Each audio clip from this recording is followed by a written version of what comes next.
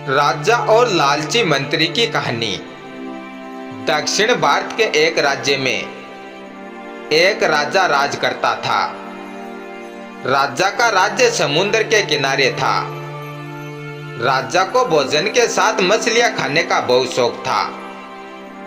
बिना मछलियों के राजा का भोजन अधूरा रहता था।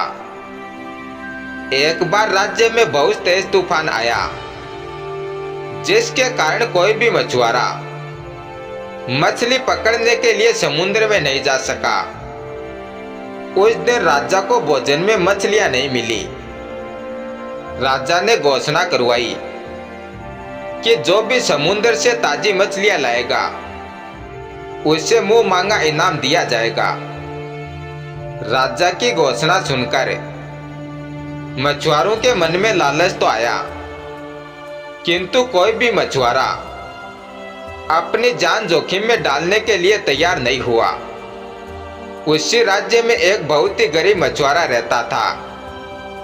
उससे जब राजा की इस घोषणा का पता चला तो वह अपनी जान की परवाह किए बगैर समुद्र में चला गया और मछुआरा मछलियां लेकर राजा के महल पहुंचा।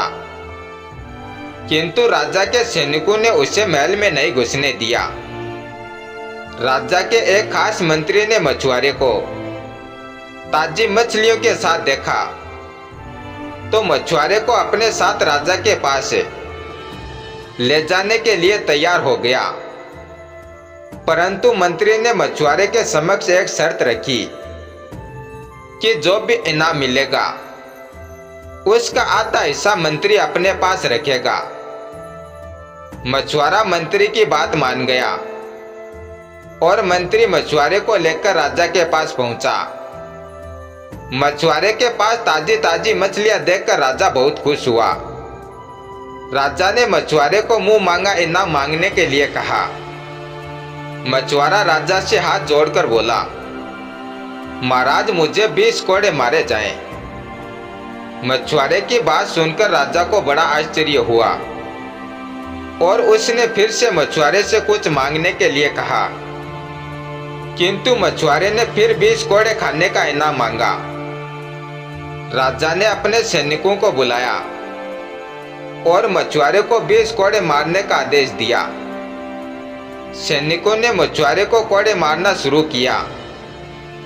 10 कोड़े खाने के बाद मछुआरा राजा से बोला, महाराज मुझे आप जो भी इनाम देंगे उसका आधा हिस्सा मुझे मेरे हिस्सेदार को देना पड़ेगा, इसलिए बाकी के 10 कोड़े मेरे हिस्सेदार को दे दिए जाएं। मछुआरे की बात सुनकर राजा को फिर आश्चर्य हुआ और राजा ने उसके हिस्सेदार का नाम पूछा। तब मछुआरे ने सारी बातें बताई।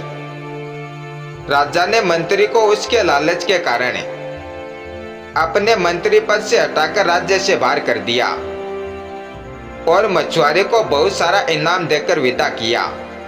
धन्यवाद।